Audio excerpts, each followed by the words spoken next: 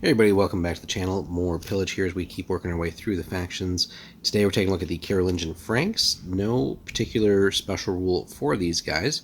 I wonder if they'll maybe get one down the road or something like that if they FAQ this or anything like that. But let's jump in and see what they actually offer us. So they have, of course, the warrior and chieftain options. They have healers, and they do have access to the supply wagon or war wagon. As is usually the case here, right? Unarmored and improvised weapons are free. Unarmored, again, no armor, right? Obviously, you don't have anything, you shouldn't pay for anything. They do get cheap armor and shields across the board, so that's pretty cool there, as you might expect for a more developed faction here. They get the 5-point spears, so pretty cheap there. The kind of the average hand weapons are only 10, and they get a little discount on the Dane axes too, which are often 25. So here they get those for 20. No berserkers or huskars, of course, because we've already covered the Vikings and Saxons.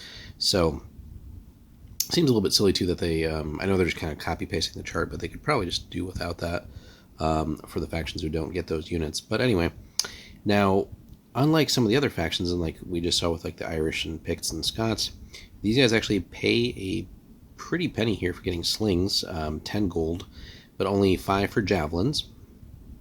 So interesting dynamic there. With the access to the wagon, though, getting some javelin troops is probably a good combo for the list here. They're only paying 40 for the wagon as well. Other factions do get it a little bit cheaper still. They do have bows kind of sitting at that 25 gold spot there, so fairly expensive, but generally worth getting a little bit of long-range firepower into the list. And they are another faction that has the crossbow, but they are paying a super premium for that at 35, right? So you can kind of see here we got cheap javelins, then slings, jumps up pretty big to bows, and then crossbows. So, you know, depending on your style, I guess, and if you got the points for it, may or may not be worth bringing a couple crossbows. They certainly have their place, but they are expensive. Now, they do have the capability for cavalry. No warhounds, though, but 25 points for cavalry, and they do have access to banner and warhorn as well. So all in all, just a pretty good list that has access to quite a few things. No unique units, but or faction-specific units, we should say. They do have the healer and the wagon for specialist choices there. No warhounds, which is about really the only somewhat standard thing that they don't have access to. Banners and war horns, though, so you get the full range of those specialists there. So they can kind of just do a little bit of everything, right?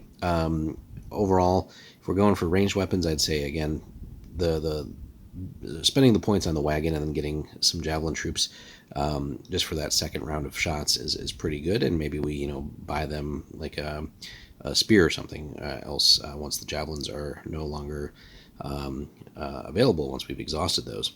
So again, the bows and crossbows, those points add up pretty quickly, but by and large, I think we go with some spear guys for quantity, maybe a few hand weapon guys, hand weapon shields, Dane axe if we're looking for a little bit of heavy hitting there. Again, the chief is only 20 for these guys, so that's much cheaper than a lot of other factions where it's like 30 or 35. So we get a pretty cheap leader there who still gets all the toys from the talents and all that stuff too. And again, we get the banner warhorn and cavalry, probably a good option there, although other factions still get even cheaper cavalry, which we'll see next with the Britons as well. So maybe a few cavalry just to get across the board for certain missions and things like that could be useful. So all around, again, the Franks are pretty decent. Surprised that they didn't include like the throwing axes that I think they had as well as some sort of unique weapon option, but who knows, the game might develop a little bit more where they'll come back and kind of tweak or update the factions as well down the road. But let us know so far, guys, your experience with the Franks. If you've built a force, what have you built around, and how has that gone in your games so far? Hit us up in the comments. Be sure to like and subscribe, and we'll have more Pillage soon.